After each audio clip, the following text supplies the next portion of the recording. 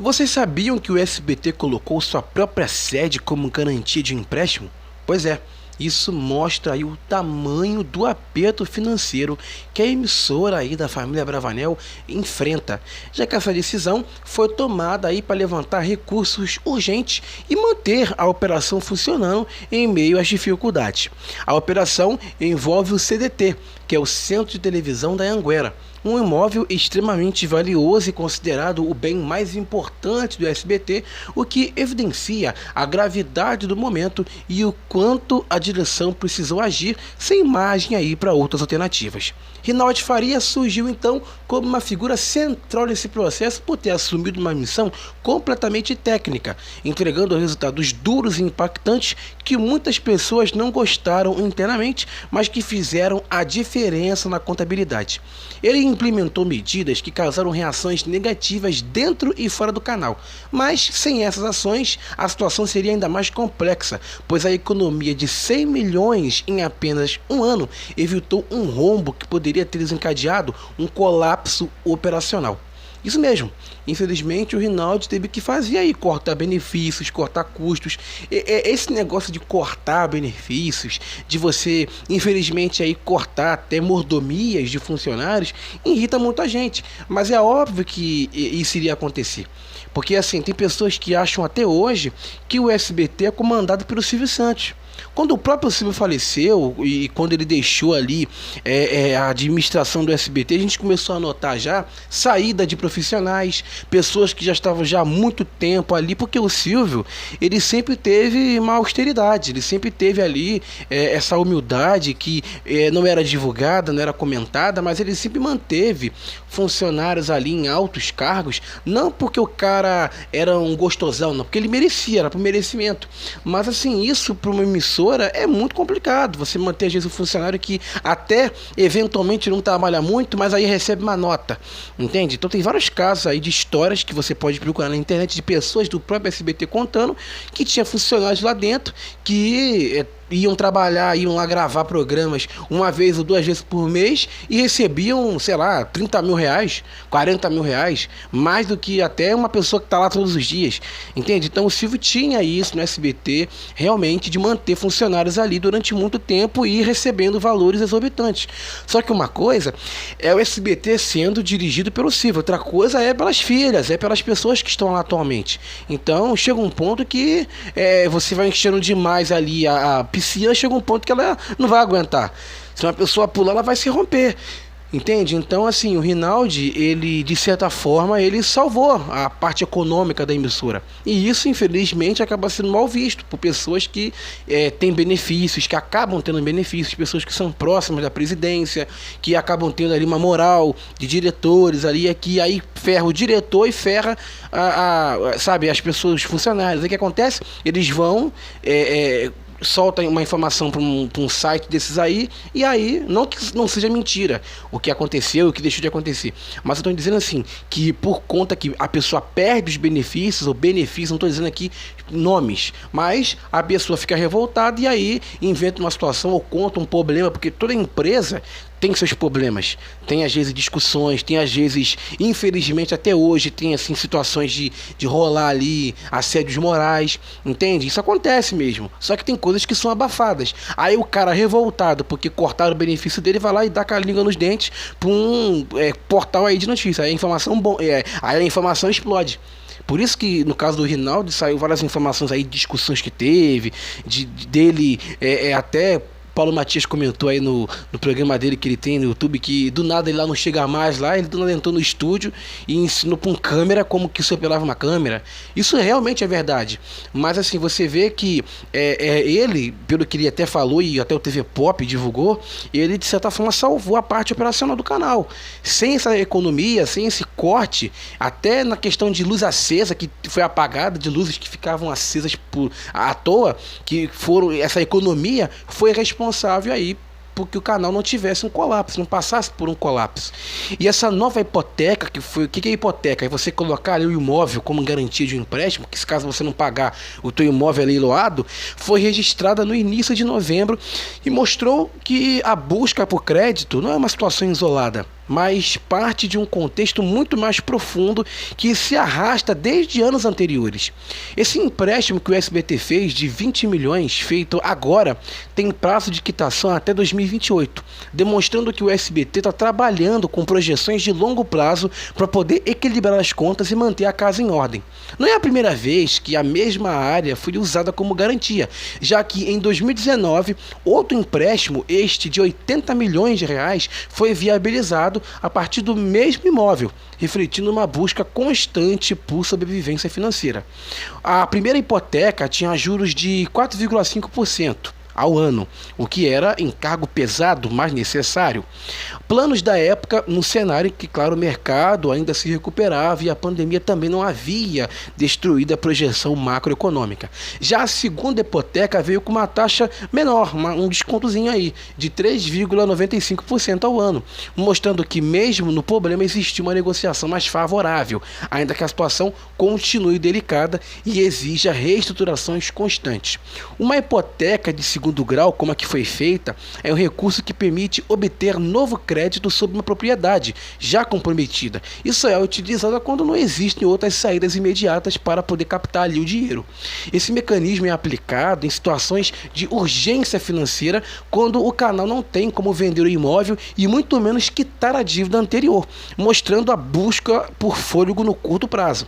O SBT reorganizou os prazos de pagamento da primeira hipoteca por causa aí desses impactos da pandemia, demonstrando que os desafios daquele período acabaram gerando aí efeitos em cascata que ainda ressoam na estrutura do canal. Os documentos obtidos pelo site TV Pop mostraram uma realidade que não era conhecida em detalhes pelo telespectador, revelando a profundidade das dificuldades vividas antes da chegada de Rinaldi. O canal, fundado por Silvio Santos, passa por um período de transição complexo, e a fase atual exige decisões duras para que a estrutura não se enfraqueça ainda mais. O CDT é o coração da emissora e ser usado como garantia em duas decisões mostra o peso dos compromissos financeiros acumulados aí ao longo dos anos. Cada movimento envolvendo o imóvel representou uma aproximação maior entre o canal e o risco de ter o seu patrimônio prendido caso os pagamentos não sejam feitos. Os financiamentos refletiram a urgência de manutenção das atividades, já que a televisão exige investimento constante e o SBT não aluga horário para a igreja, eles não têm ali espaço, e acho que isso nem passa pela cabeça da Daniela, do pessoal lá, porque se fosse uma Band da vida, como que tá fazendo aí, já se abriu para Universal de novo. Mas a Band, ela consegue se manter mais com o dinheiro da Universal. A Record, ela tem ali o aporte da Universal também. Então, por isso que ela não sofre. Além de ter aporte da Universal, ela também tem aplicações em bancos, ela tem um banco, né, que é o Banco Digimais, entende? Então, o SBT não tem esse negócio de igreja por trás, mantendo. Ele só tem aquilo ali. Então, se perder... e, curiosamente, também, segundo dados do TV Pop, que foram obtidos, o SBT, mesmo no ano passado, 2024, com aquelas programações, né, com aquela programação nova que não deu certo, o SBT Brasil, o Cenário Novo, aquele Chega Mais, aquela programação toda nova que não vingou, eles ainda encerraram o ano em lucro, tiveram um lucro aí de milhões. Não foi um valor alto, mas a Record chegou aí ano passado a ter um lucro maior, mas o SBT fechou o ano em lucro. Muitas pessoas disseram aí que terminou em baixa, com prejuízo, mas como foi dito, esse prejuízo foi contido graças ao Rinaldi, tá? Que conseguiu aí fazer uma economia bem pesada, realizando vários cortes de mordomias, de benefícios que estavam ocorrendo lá dentro, e aí, por conta desses cortes, o SBT conseguiu ter aí essa, digamos assim, esse respiro, né? Respirou aí mais tranquilo. A transparência dos documentos trouxe uma noção clara de que a gestão atual teve de enfrentar não apenas a queda de receita, mas também as dívidas acumuladas e as pressões externas do mercado. Porque o problema não surgiu de uma hora para outra, mas ele foi sendo construído com o passar do tempo e precisou de uma intervenção rápida para poder evitar aí consequências mais graves.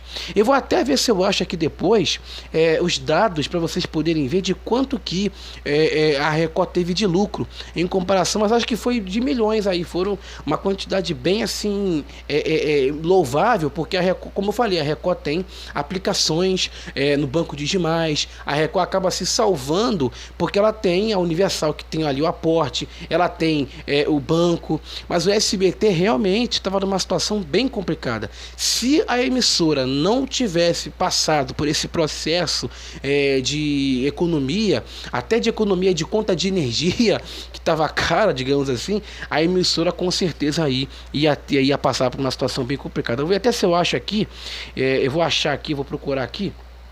Vou colocar aqui em tempo real mesmo. Eu tinha que ter colocado isso no texto, mas eu não coloquei. Mas o Rinaldi, gente, porque assim, essas informações de dados de valores, de quanto que a emissora gastou, quanto que a emissora teve, isso aí a gente não sabe porque são coisas internas, são coisas ali que acabam saindo só para os responsáveis, para comercial e tal. Então, muitas pessoas que são ali do público de fora não sabem. E de certa forma até, as pessoas acabam criando, infelizmente, decisões precipitadas, achando que não, o SBT está em crise, o SBT vai falir, o SBT tá com a corda no pescoço. Não chegou a esse ponto, mas poderia chegar se, infelizmente, aí não tivesse feito esse corte, não tivesse ocorrido essa economia que foi feita, porque as pessoas só veem o lado negativo, mas infelizmente as pessoas não veem o lado positivo da coisa. Aqui, eu achei, acho que, deixa eu ver aqui se eu consigo colocar para vocês poderem ver. Eu vou falar na verdade, né? Vocês não vão ver porque a tela é outra, mas deixa eu ver aqui. Entrou uma tela preta aqui do nada. Aqui, achei. Deixa eu ver se eu consigo descer para poder mostrar. Se não der, depois eu falo para vocês em outra ocasião. Mas o Rinaldi, ele conseguiu aí fazer o SBT ter uma economia milagrosa, tá? Aqui, deixa eu ver aqui, ó. Teve a pandemia de Covid, que de certa forma afetou muito, tá, a situação da emissora. E a economia, deixa eu ver aqui. Deixa eu ver aqui. Achei. Aqui, pronto. Eu tinha que ter salvado isso antes. Ó, aqui. A emissora nunca deixou de arcar com os compromissos financeiros e tampouco se tornou uma empresa deficitária. Mesmo no ano passado, que foi o ano que teve várias apostas, o SBT teve um lucro de 760 milhões. A minha língua travando, minha língua adora travar.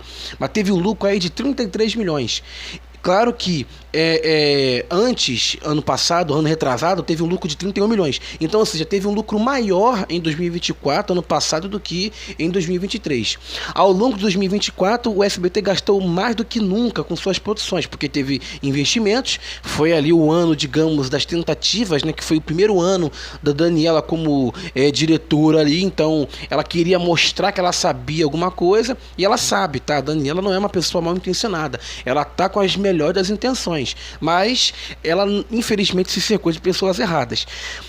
Segundo o site TV Pop, o SBT gastou mais do que nunca com suas produções. Foram 916 milhões de reais de custos operacionais contra 832 milhões do ano anterior.